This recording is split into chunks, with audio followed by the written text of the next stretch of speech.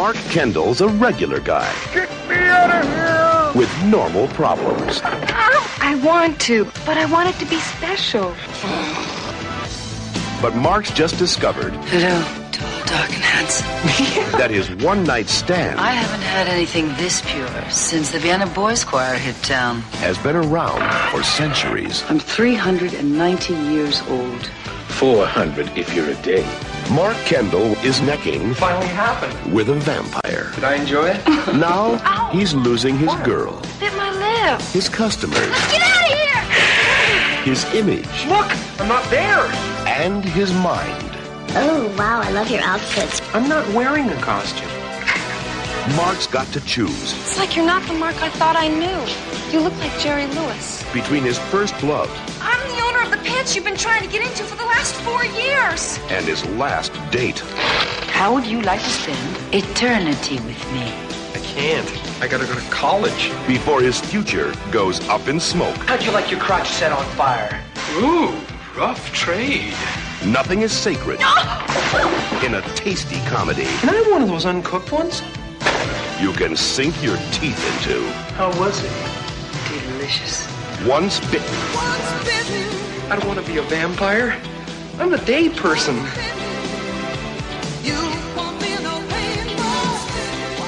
What we do here is go back.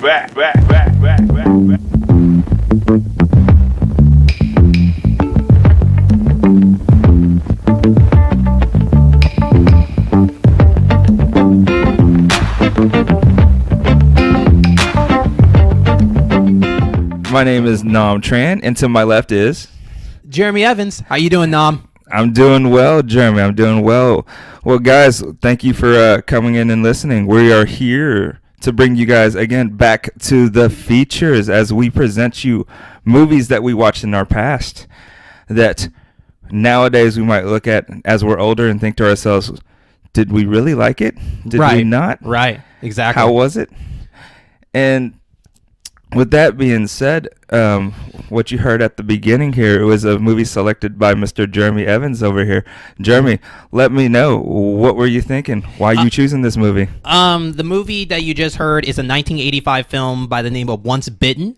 And the reason I wanted to see this movie again, it was at a time where Ace Ventura was a very popular movie for me. And Jim Carrey was just hitting records on records on records of films. You know, he had Ace Ventura, he had The Mask, he had Liar Liar. And because of those movies, you think those were the times where Jim Carrey first started, but you forget that he had a older history. So I saw this movie out of curiosity on television, and it had Jim Carrey, and I was like, I'm going to watch it because it's Jim Carrey. Like, he's hilarious. I love this guy. And so I watched this movie. It was different from the other movies he has done. And I enjoyed it, but I'm wondering, did I enjoy it because it was Jim Carrey, or did I enjoy the film because the film was funny? You know, sometimes you go like a movie that because the actor made it funny, not because the movie is a good movie. So you were saying that you enjoyed Jim Carrey as far as going back and watching it after watching the Ace Ventura series. Yeah. So I looked more at his history. I didn't go into Jim Carrey's earlier stuff. I'm going back to it. So it's always different. It's always different going back where they first started. And I can definitely understand that. I personally haven't gone back to watch this movie. Now, I remember watching this movie in clips. Like little snippets, I can remember little scenes here and there, but I never watched this movie. So wait, is that something that like you saw on TV and you changed the channel clip switch or something like that, or you just walked in someone watching, you kept walking somewhere? No, it'd be like I was watching like Fox or something like that. And it was on TV, and then when it hit a commercial break, I switched back to what I was watching, probably MTV or Nickelodeon at the time. I don't really remember. Okay, but yeah, a lot of it was it didn't hold my attention enough for me to sit there and continuously watch it. But I am excited to kind of go back and see what this looks like. Now we got a chance to hit to see the trailer itself and kind of get an initial reaction for myself. I watched that trailer and I thought to myself, man, this is campy as it could very be. Like, if you're talking 80s, this was 80s campy. Yeah, I think it filled out everything you need in an 80s trailer. Yes. The music, the song that's dedicated to the title to the movie, fashion. Oh, yeah. Fashion like no other.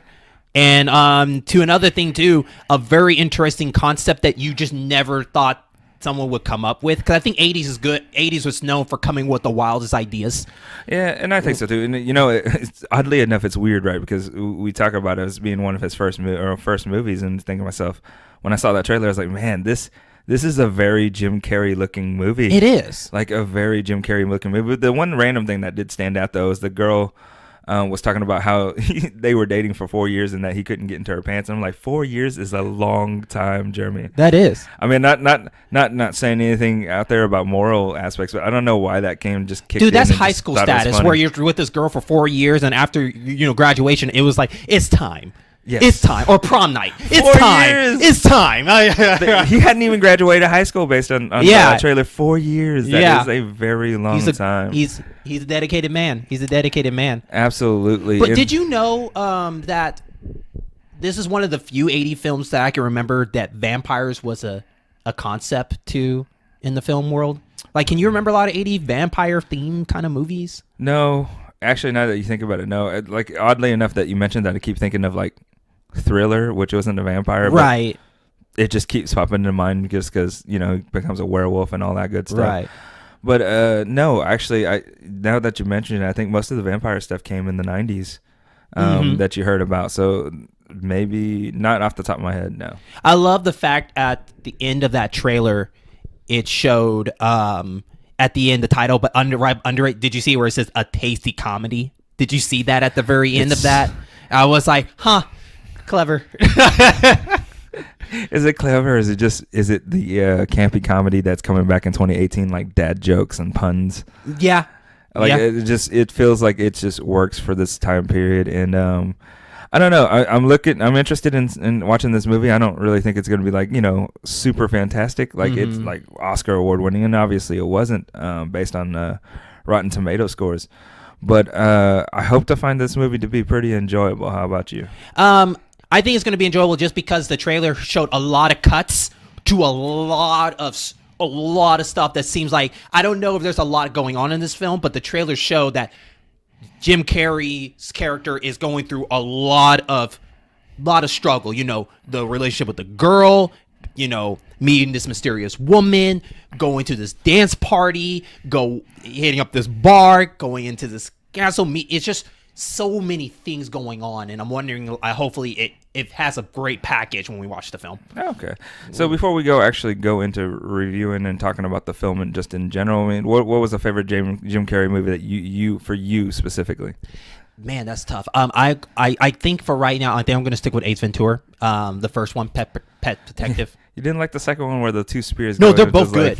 They're both good, but I think the first one just was a little bit more funnier to me. Mm-hmm. I think because that was Jim Carrey's first breakthrough into being famous, and that was the one.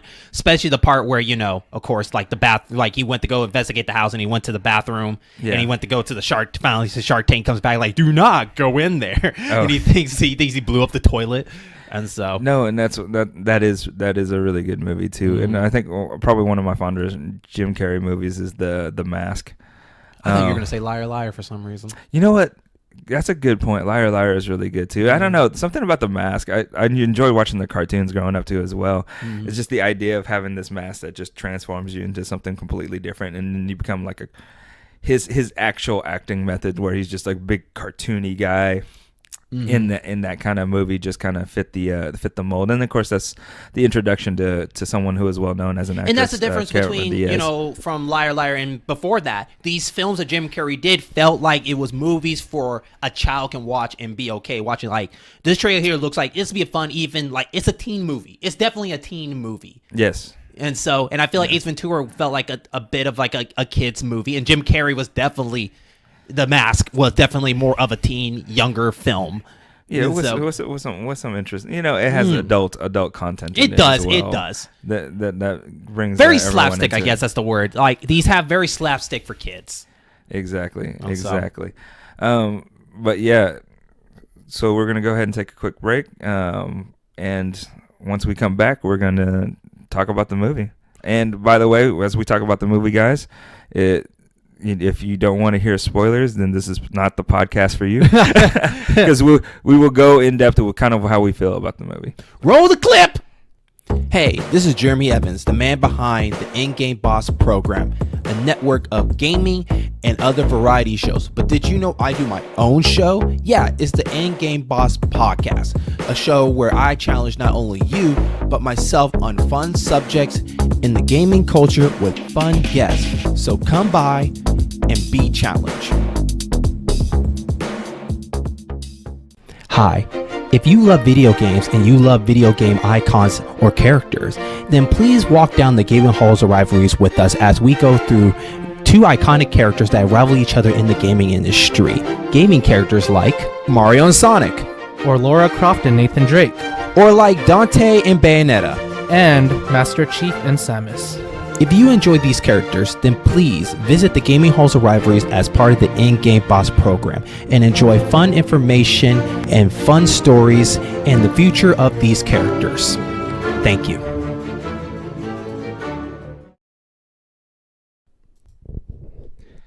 And we're back. Well, sort of. Jeremy, get out the closet.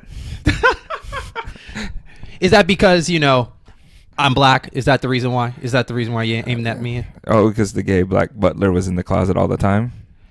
Yeah. That was That's not you, but No, I mean that was this movie was this is all over running, the place hilarious. What a running gag, right? What a running gag. Mm-hmm. So you do. Go ahead. You tell me what you think.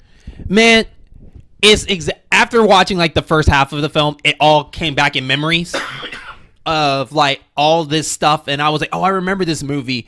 And I remember as a kid that I didn't quite understand a lot of stuff that they were doing in this movie, that now I realize it. And you forget that this was a PG-13 film, almost borderline, almost R. But to cut in on that, but it's interesting because we say that because of what we're used to as far as PG-13. Mm-hmm. And I think they strictened down the rules with PG-13 because of movies like Gremlins and I forgot what other movies, but there was so much violence and blood that they actually ended up making a PG-13 in there, so that there was something between PG and. But yeah, no, I was a little surprised that was a PG-13. Yeah, and because you were mentioning certain stuff before we even go into this, was the fact that one, you were shocked that you saw a little bit of nudity, and I think the golden rule is you can show brief nudity through an artwork because that was used in Titanic.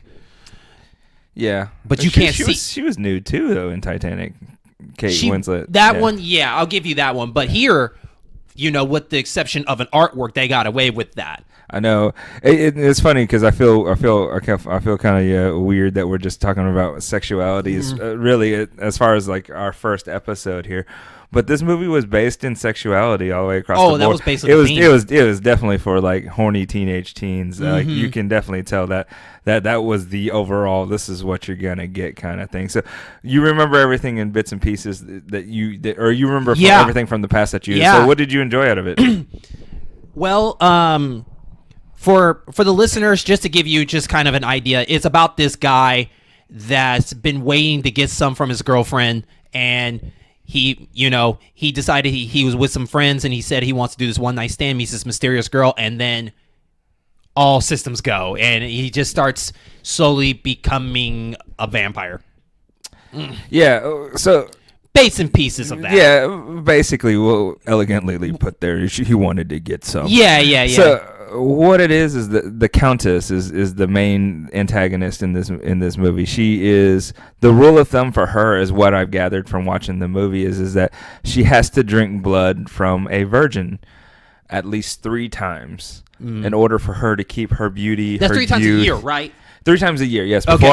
Before Halloween. Okay. Like midnight Halloween, past midnight Halloween. In order for her to keep her youth, her beauty, and her powers of protection, or at least that's what she says amongst her people. That wasn't really described to you or told to you. You just kind of had to pick it up as the movie went along.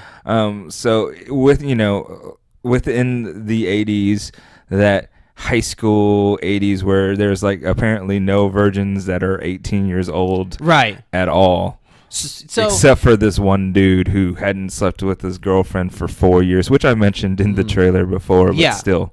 So what was one of my favorite parts? Actually, one of the parts at the beginning was when him and his homeboys. Jim Carrey plays this guy named Mark Kendall, and then he's accompanied by his two other buddies, I believe, is Jamie and Russ. Yeah, and Jim Carrey's, I guess he drives an ice cream truck, and that's what they use for transportation everywhere they go. And they decided to go out one night to I don't know what town they are. They're in Hollywood. They went to Hollywood. Okay. Yes. Okay. So they drove up to Hollywood. So they were in California. Okay. And so they drove up to Hollywood, and by the looks of the Hollywood they show, it looks like a sin city of such. But they end up going to this interesting bar / I guess you could say a bar. I guess they call it a bar. It's like a bar club speed dating thing. I don't really know how it is. It is a unique setup, and I guess for you and I, it's a little different. Maybe people have heard of it before, but I've never seen anything like that ever in my time period. But I've been sheltered for most of my life, so there you go. So basically, the way it sets up in this club is you go to a table. You're not assigned to a table. You just go to a table, and each table has a phone and this and a number and a number. Yeah, well, it's a table number with a phone, and their theme is talk. So the phones were shaped like lips. So you would lip up the phone, get it? Yeah. Okay. And 80s funds, guys. Bringing back 2018. Woo! And you can call 2019. You can call any table around you and have a conversation with them. So it's a good way, I guess, to get to talk to somebody without doing the whole walk up to them kind of thing. You can just talk to them from a distance and then see if it works out, and then go talk to them in person if you want to. I thought it was a unique concept, and I liked it. I'm surprised it doesn't happen nowadays, in just a random club where you can sit at a table. I think that'd be a great idea. I don't know, because there's probably a bunch of trolls. There'd be a bunch of trolls nowadays, but that is true. You can look at table 11 and be like, "Hey, she's cute. Let me give her a call, see what's going on." Mm-hmm. Just call over to table 11, look over there, and just be like, "Hey, how's it going?" And I love the fact that you mentioned they're high school, but here they're in the club drinking a beer. So it's 18. They're 18. They're 18, but the club is 21. So here's the thing. I'll tell you this, because this is the one thing I will say about this movie that I didn't like for sure.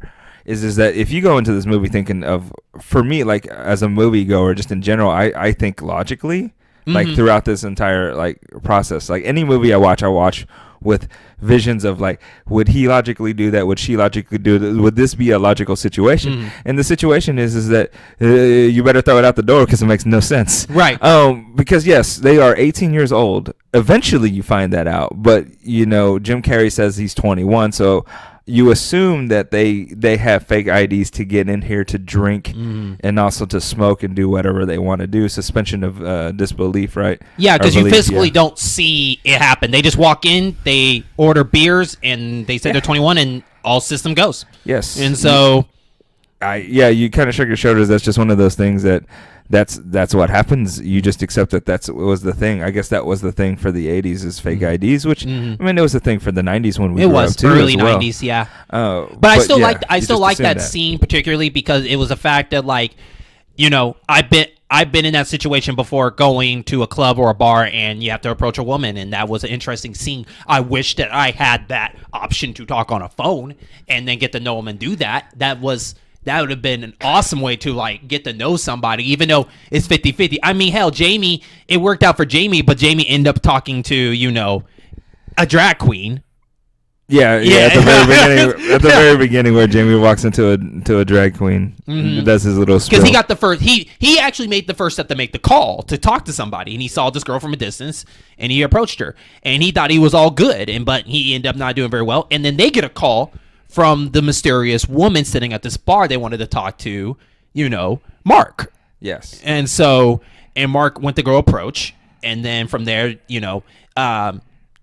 Jamie and Russ end up getting their options too, except they find out that the girls they were talking to, one of the ladies had a jealous husband, I guess, that came in the place and accused Russ for being somebody that he's not, and he ended up trying to shoot up the club.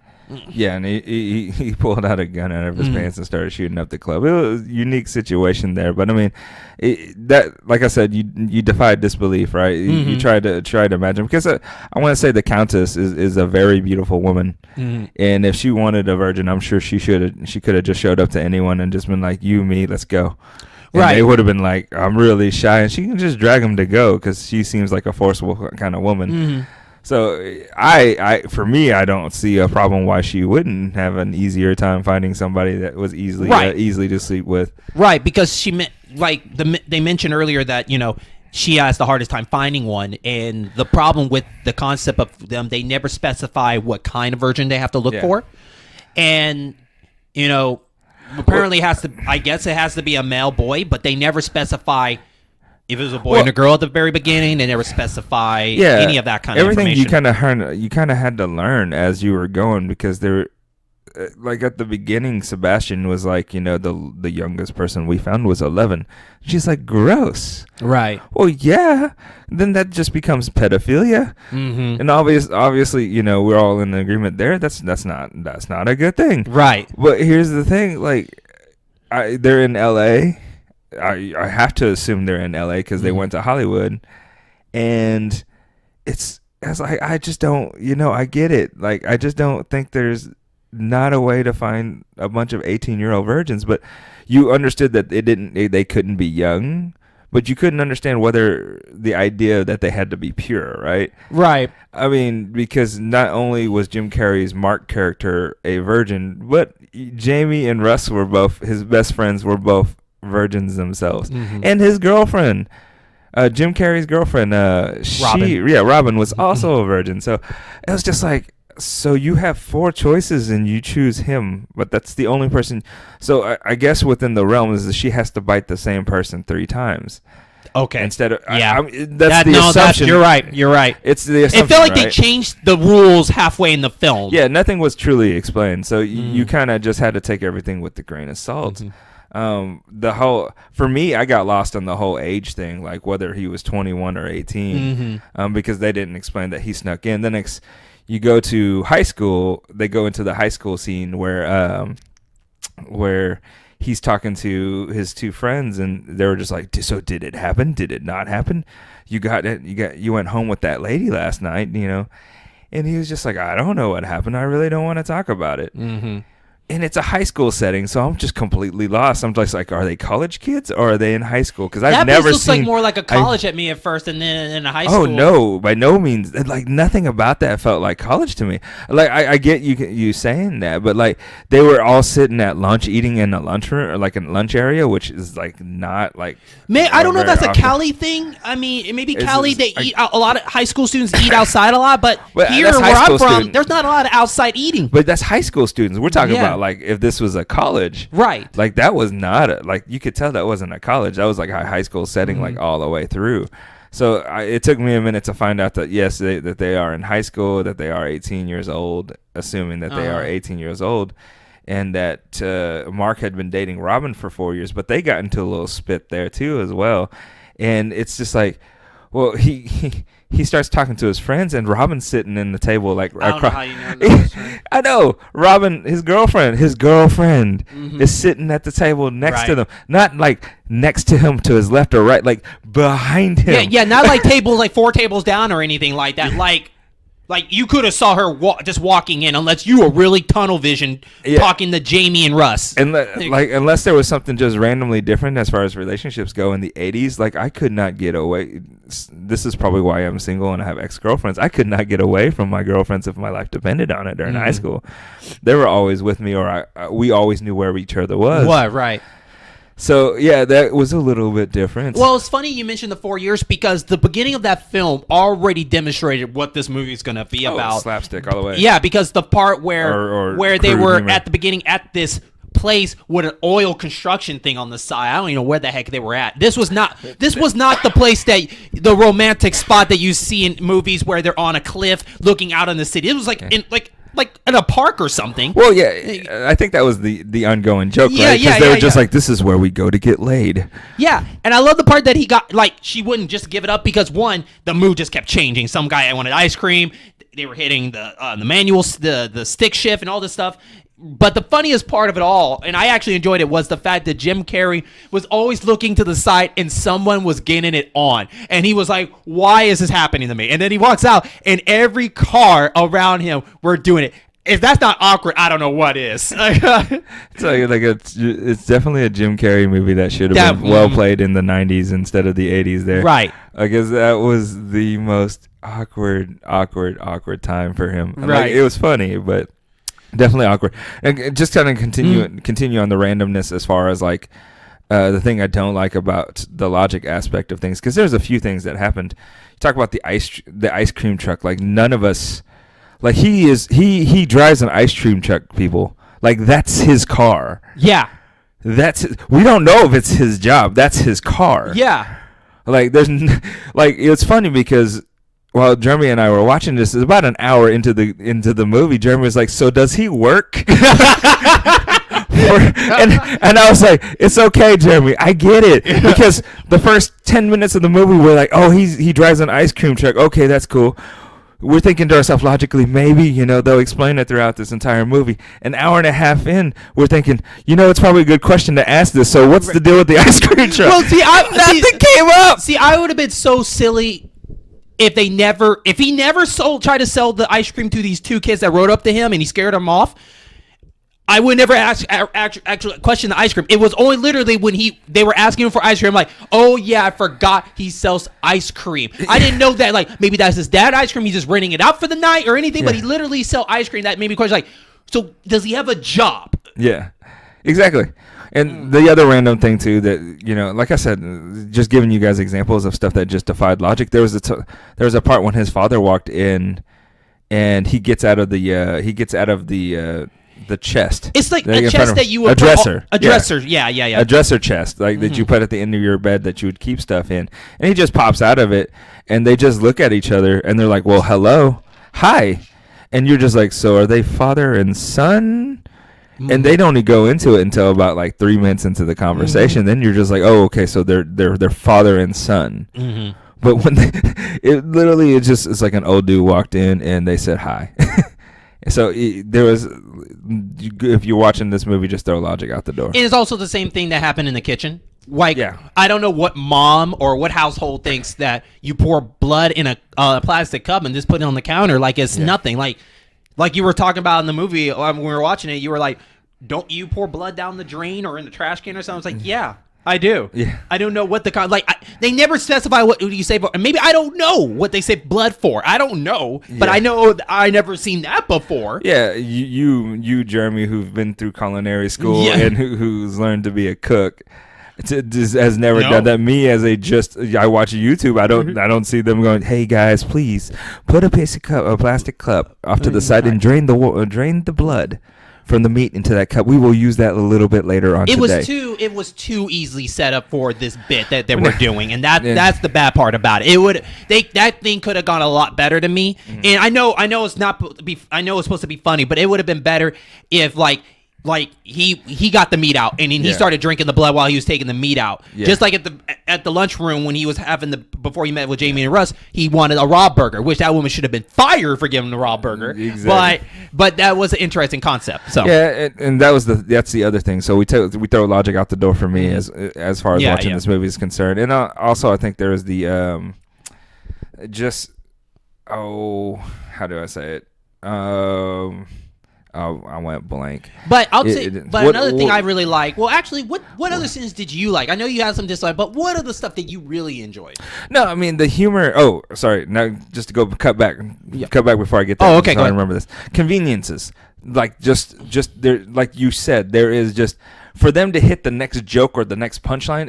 They had to make the scene too convenient. Yeah. Instead of just trying to find ways to easily mesh it in there. Because there's situations you'd sit there and you'd look at it and be like, it would just be easier if we just did this. Like, it's not likely. So the 2 bites. So when vampires bite you guys, they do not bite you on the neck. They bite you on the inner thigh next to your groin if you're a virgin male. Mm-hmm. So the girlfriend asks the best friends, "Hey, could you find out if he has bites on his legs?" And you know what the 2 guys should have said, right? Yeah, he should have said, "Hell no!" Right? Exactly. So with that being said, it's just like they have a session in the shower where they basically tackled the guy. And there's 2 things about that. A, the friends could have just asked, hey, by the way, do you have 2 unusual bite marks or 2 unusual sores next to your inner thigh? Or B, the girlfriend could have done it because she could have gotten the pants off easier. Right. Like, it's too convenient for the next step, you know? Right. And it felt like that was a bit that was, like you said, the bit was just too convenient, and at the same time, it didn't make sense at the same time. Like, why do you decide to go with this bit? Yes. It could have been a funnier way to do this. But what I did like is I actually did enjoy the random humor, because if you enjoy Jim Carrey, you enjoyed the humor that he brings, the physical comedy that he brings to the thing. So the punchlines did work for me. I mean, granted, you think to yourself, oh, everything that got to it is kind of stupid, but the punchlines worked to me. I think my favorite part is the dance scene. Oh yeah, I think that was the biggest highlight of the whole film.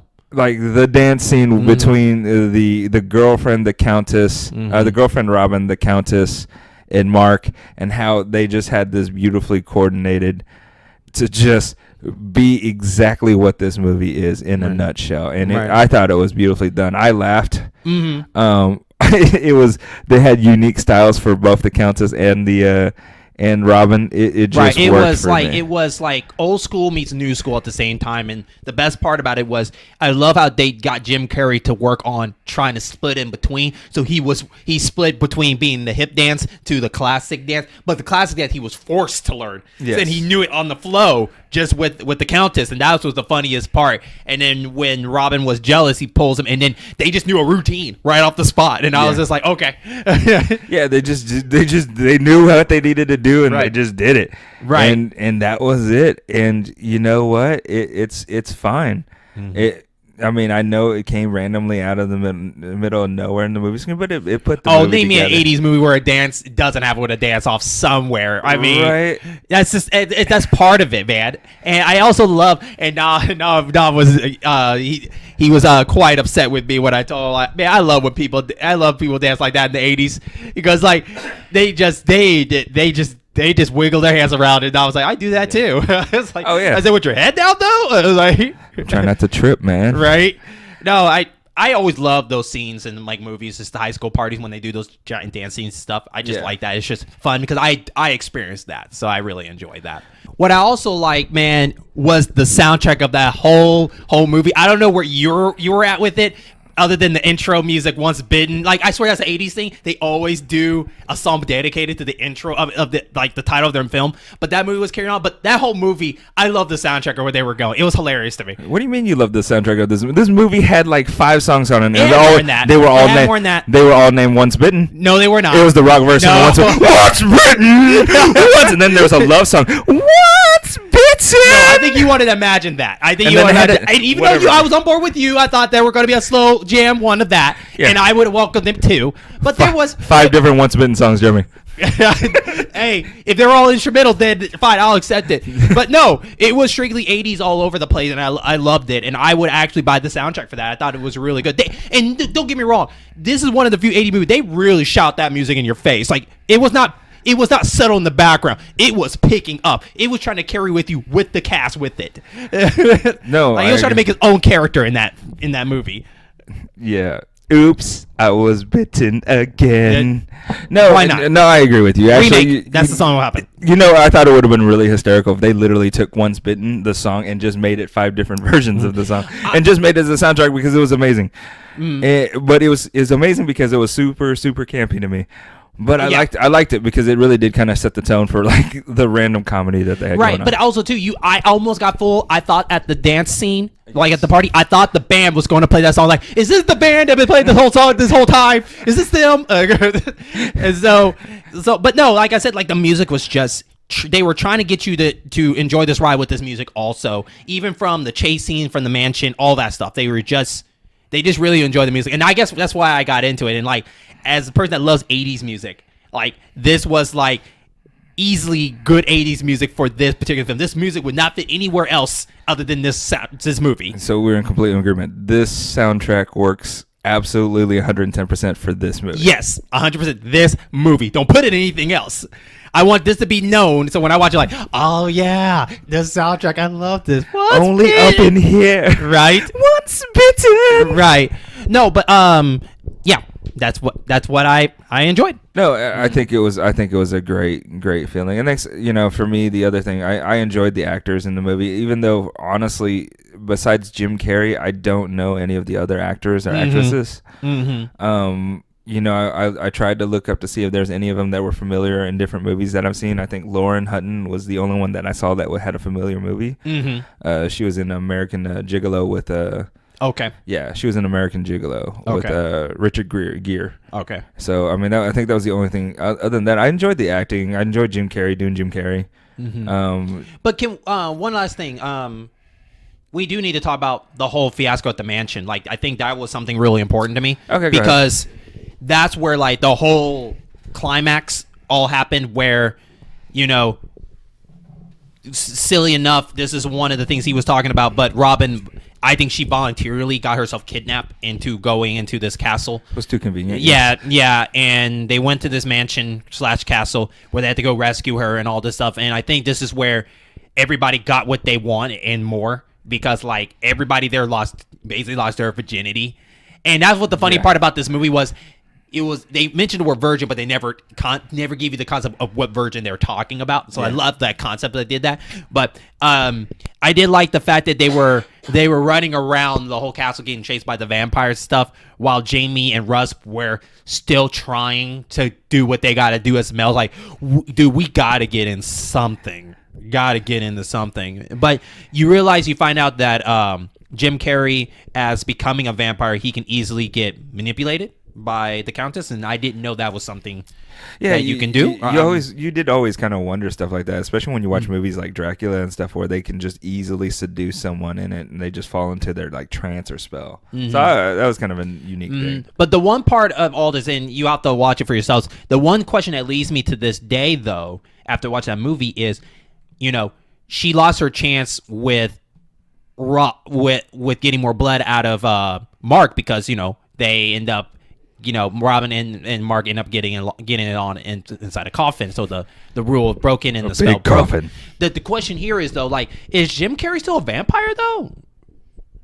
Yeah, I mean, I guess does it reverse? I guess the body heals until if you don't get the third bite out of it, they become a vampire. I mean, I guess we have to open up the Encyclopedia of Vampire Rules. I guess so. Because she didn't get the third attempt, so I'm guessing he slowly heals and everything is okay. Okay. Or he becomes a freaky deaky vampire, and just him and Robin just tore her like a phone book. What's your closing thoughts, man? Oh, I enjoyed it. My goal here was to see if that was still a good movie to watch. Did I still like Jim Carrey from that? Yeah. I mean, I think this is the movie that began Jim Carrey being the Ace Ventura, The Mask, this kind of goofiness of him. And then I also like I like that. I actually like the goofy concept of a vampire movie like that as a comedy, because you don't get a lot of comedy vampire films. So this is one of the few, and that I really like. And this is definitely a rewatchable for me. I will definitely watch it again. And there was one particular scene in that movie that the trailer showed that it wasn't in. And there was one part where Jim Carrey was getting the accountant was talking to Mark about being a vampire. You want to become a vampire, and he says, "I would, but I got school in the morning." Oh, that scene never appeared in the movie. Sequence. Yeah, and I was waiting for that scene. Or that he's got college to go to. Yeah. I think that's what actually threw me up, because he said he needed to go to college, and it threw me off completely when we started. That's where I was with you. I was like, wait, this is high school? Okay. Yeah. So for me, I think this movie was fun. It was enjoyable. It was entertaining. You really, it is one of those things that what a lot of people will say is a guilty pleasure. It's definitely mine. It's definitely a guilty pleasure movie. Is it something that I'll watch again? Probably not. But I did enjoy it this time around. And so I recommend you guys give it a shot one time at least, just to see what you do, especially if you enjoy the old school Jim Carrey. Because it was good to see an old school Jim Carrey movie, and that kind of comedy, that physical comedy. And it's sad that this movie came out in November instead of October, which I feel like it was a missed opportunity. It was a very much a Halloween movie. Yeah, it was a missed opportunity to me that maybe they couldn't get the slot in time or something. I don't know how that works, but I feel like that this is definitely a movie that you could watch every Halloween if you Yes. if you have a Halloween-a-thon for yourself, or you have guys people coming over. That's a good movie just to pop up and watch for a Halloween fun night. I think so. Oh, I completely agree. And with that being said, thank you guys for joining us. Hopefully next time around I'll get the opportunity to take you to the 90s as we explore a movie in the 90s. But we're going to keep that kind of quiet and I won't let you know. Right. Be a little bit of a surprise, right? Right, because we want you to come back to the feature. Yeah, we want you to be back to the features. But if you want to listen more of this show, definitely check out as part of the In-Game Boss program, a show of a variety and other gaming podcast show. And you can find all our shows on YouTube, Spotify, Apple iTunes, and of course Podbean. And I'm Jeremy Evans, and this is Nam Tran, and we will catch you back in the feature. Back to the features.